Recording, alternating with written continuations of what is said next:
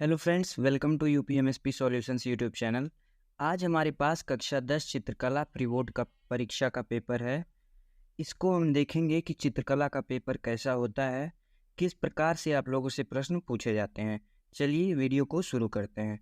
देखिए, चित्रकला में सबसे पहले आपको निर्देश पढ़ लेना चाहिए।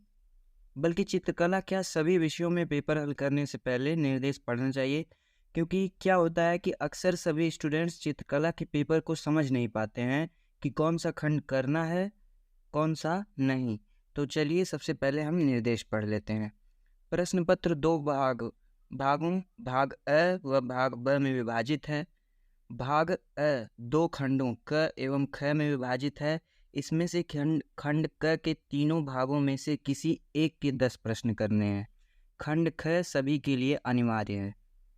भाग ब में खंड क के प्राकृतिक दृश्य चित्रण अथवा आलेखन अथवा प्राविधिक कला में से केवल एक का ही चित्रण करना है। खंड ख स्मृति चित्रण सभी के लिए अनिवार्य है। इसमें देखिए, भाग अ बहुविकल्पी प्रश्न। खंड के पहला है प्राकृतिक दृश्य चित्रण। या तो आप प्राकृतिक दृश्य चित्रण के 10 प्रश्न हल करें, या फिर आप आलेखन के, देखिए अथवा करके दिया हुआ है, या फिर आप प्राविधिक कला के। ठीक, उसके बाद आपको ये स्मृति चित्रण जो है ये आपको कंपलसरी है, सबको ही करना है। ठीक, तो सबसे पहले हम खंड का देखेंगे, हम सभी का उत्तर। ठीक, पहला प्रश्न, झोपड़ियों के चित्रण में छप्परों को प्रायः किस रंग से दिखाया जाना चाहिए? तो आप देख ही सकते हैं, टिक लगा ही हुआ है, पीला सही आंसर है इसका। दूसरा, वातावरणीय परिप्रेक्ष्य के सिद्धांत के अनुसार निकट की वस्तुओं का रंग कैसा होना चाहिए? तो इसका सही उत्तर है चटख एवं स्पष्ट। ठीक, दिख रहा होगा आपको। तीसरा है, वातावरण के दूर दृश्यों को चित्रण में प्रायः किस प्रकार दिखाया जाता है? तो ये दिखाया जाता है धुंधले तथा अस्पष्ट। डी इसका राइट आंसर होगा।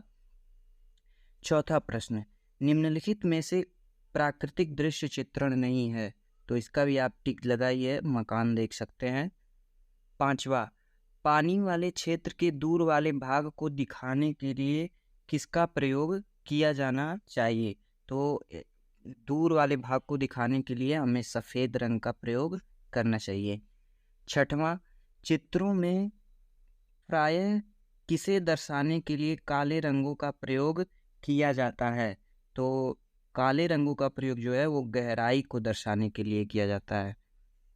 सातवां, शरद ऋतु की रात का चित्रण करने में किसका प्रयोग करना चाहिए, किसका प्रयोग किया जाता है? तो शरद ऋतु का चित्रण करने के लिए बैंगनी रंग का प्रयोग किया जाता है। ठीक, आठवां, प्राकृतिक वृक्षों को सामान्यतः किस रंग से चित्रित किया जाता है? तो प्राकृतिक दृश्य वृक्षों को हरे रंग से, ठीक, हरे रंग से दिखाया जाता है। नौवां, उषा काल का आकाश सामान्यतः किस रंग से चित्रित किया जाता है? तो उषा काल का जो ये इसमें सही आंसर है ये सभी। 10वां, दृश्य चित्रण में क्षितिज के पास मैदानों का रंग किस प्रकार का होता है? तो ये लेमन येलो कलर का होता है। आगे बढ़ते हैं आलेखन कला की तरफ। निम्नलिखित में से कौन धरातलीय आलेखन को प्रदर्शित करते हैं? तो धरातलीय आलेखन को सभी कलर करते हैं, बेडशीट, पर्दे, कपड़े सभी। निम्नलिखित में से कौन से आलेखन के तत्व हैं? तो आलेखन के तत्व हैं, इसमें भी आपका सही आंसर ये सभी हो जाएगा, संतुलन, रूप, प्रभाविता, लयात्मकता। तीसरा, निम्न में से कौन सा रंग ऑस्टवाल्ड की आदर्श रंग श्रेणी का भाग नहीं है? तो आदर्श रंग श्रेणी का भाग जो है ये काला नहीं है। आदर्श रंग चक्र में टोटल 8 रंग होते हैं, जो कि है पीला, नारंगी, लाल, बैंगनी, गहरा हरा, आसमानी, नीला और धानी। ये 8 रंग आदर्श रंग चक्र में होते हैं, ऑस्टवाल्ड के आदर्श रंग चक्र में। चौथा, सजावट के आधार पर आलेखन को कितने भागों में बांटा जाता है? तो सजावट के आधार पर भाई आलेखन को 3 भागों में बांटा जाता है। 5वां, आदर्श रंग चक्र के अंतर्गत गर्म रंग में शामिल होते हैं। तो इसका सही जवाब है ये सभी। 6वां, निम्न में से कौन सा आलेखन का तत्व नहीं है? रंग योजना, प्रभाविता, संतुलन या कौशलता? तो इसका राइट आंसर है कौशलता। 7वां, निम्न में से कौन सा आदर्श रंगों के चक्र में ठंडा रंग नहीं है? तो ठंडा रंग जो है ये कौन सा होगा? नीला, आसमानी, लाल या हरा? बताइए। इसका होगा लाल। ठीक। 8वां, सूक्ष्म आलेखन की रचना किस प्रकार के आलेखनों के मिश्रण से होती है? तो इसका राइट आंसर है ये सभी। 9वां है, दिख रहा है ना आपको? 9वां है, मूल रंगों को अन्य किस नाम से जाना जाता है? तो मूल रंगों को भाई प्राथमिक रंगों के नाम से जाना जाता है। फूल, पत्तियों और कलियों के संयोजन से बने आलेखन होते हैं। इसका है प्राकृतिक आलेखन, राइट आंसर होगा। अब है प्राविधिक कला। देखिए मैंने शुरू में ही आपको बताया, या तो आप प्राकृतिक दृश्य चित्रण को करिए या फिर आलेखन या फिर प्राविधिक कला को। अब दोनों का हमने देख लिया है, अब प्राविधिक कला का देखते हैं आंसर। एक त्रिभुज की रचना करने के लिए कितने अंगों की आवश्यकता होती है? तो इसका राइट आंसर है 3 अंग। प्राविधिक कला में निम्न में से किस कोण की रचना संभव नहीं है? ध्यान से पढ़िएगा, संभव नहीं है। 45 अंश, 30 अंश, 75 अंश या 22 अंश? तो इसका सही जवाब है 22 अंश। तीसरा, प्राविधिक कला में निम्न में से किसका प्रयोग नहीं किया जाता है? कैलकुलेटर टिक लगा है, आप देख ही सकते हैं। चौथा, निम्न में से कौन सा प्राविधिक कला का भाग है? तो इसका है ज्यामितीय निर्मेय, ये प्राविधिक कला का भाग है। 5वां, पटरी व प्रकार की सहायता से एक समबाहु त्रिभुज की रचना करने के लिए कितने चाप लगाने होंगे? 3 चापों की आवश्यकता पड़ेगी। 6वां, वृत्त पर बाह्य बिंदु से कितनी स्पर्श रेखाएं खींची जा सकती हैं? तो बाह्य बिंदु से 2 स्पर्श रेखाएं खींची जा सकती हैं। 7वां प्रश्न, किसी त्रिभुज में अधिक कोण संभव है? सिर्फ एक ही अधिक कोण संभव है। 8वां, एक समकोण की रचना करने के लिए कितने चाप लगाए जाएंगे? सही जवाब है 5। 9वां प्रश्न, वृत्त की 2 बाह्यत्र स्पर्शियां परस्पर प्रतिच्छेद करती हैं। तो ये कहाँ प्रतिच्छेद करती हैं? वृत्त के अंदर, वृत्त के बाहर प्रतिच्छेद नहीं करती, या वृत्त पर? इसका आंसर है वृत्त के बाहर।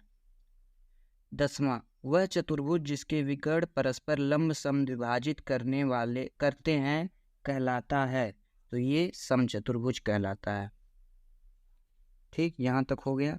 अब खंड ख, ये तो सबको करना कंपल्सरी है, स्मृति चित्रण। इसीलिए देखिए यहाँ से आपको 11 जो क्रम संख्या है वो 11 दिया है, अभी तक सिर्फ 1 से 10 करता था।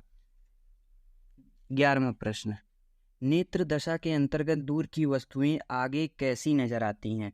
तो ये छोटी नजर आती हैं। 12वां, स्मृति चित्रण में किसका विशेष ध्यान रखा जाता है? संयोजन का, लय का, वास्तविकता का, या फिर ये सभी? इसका सही है ये सभी। 13, किसी अनुभूतित वस्तुओं का चित्रण करना सामान्यतः क्या कहलाता है? स्मृति चित्रण, मानव चित्रण, प्राकृतिक चित्रण या दृश्य चित्रण? इसका आंसर क्या होगा? इसका सही आंसर होगा स्मृति चित्रण। 14वां, स्मृति चित्रण में पीछे की वस्तुओं को किस रंग से सुसज्जित किया जाता है? गहरे रंगों से, हल्के रंगों से, काले रंगों से या फिर पीले रंगों से? इसका सही जवाब है हल्के रंगों से। 15वां है, चित्रण को प्रभावी बनाने में किसका विशेष योगदान होता है? तो भाई चित्रण को प्रभावी बनाने में लगभग सभी का ही योगदान होता है। 16वां, स्मृति चित्रण में चित्रण प्रत्येक दशा में कितने सेंटीमीटर से बड़ा होना चाहिए? तो ये 15 सेंटीमीटर से छोटा नहीं होना चाहिए, यानी 15 सेंटीमीटर इसका सही जवाब हो जाएगा। 17वां, वस्तु में शेड डालते समय अथवा शेड करते समय कौन सी आवश्यक सामग्रियां महत्वपूर्ण होती हैं? मुलायम रबड़, रुई, ये सभी। तो इसका सही जवाब है ये सभी। 18वां, बेलनाकार वस्तु का शीर्ष भाग किस आकृति का होता है? तो बेलनाकार वस्तु का शीर्ष भाग ये होता है वृत्ताकार, वृत्त के आकार का। स्मृति चित्रण में 19वां प्रश्न है, स्मृति चित्रण में छाया को दिखाने के लिए किस रेखा का प्रयोग किया जाता है? तो ये इसमें लाल रंग, सफ़ेद रंग, मोटी रेखा या बड़ी रेखा। सही जवाब है इसका मोटी रेखा। 20वां प्रश्न, निम्नलिखित में से कौन सी वृत्ताकार आकृति की वस्तुएं हैं? फुटबॉल, अमरूद, मिट्टी का घड़ा, ये सभी। का सही उत्तर है ये सभी। भाग ब, अब यहाँ से ये है आपका प्राकृतिक दृश्य चित्रण। पहला प्रश्न, 25 सेंटीमीटर गुणे 20 सेंटीमीटर के आयत में पहाड़ी सूर्यास्त का दृश्य जिसमें झोपड़ी और वृक्ष हों को चित्रित कीजिए। चित्रण में जल रंगों या पेस्टल रंगों का प्रयोग कीजिए। 40 नंबर का ये क्वेश्चन है आपका।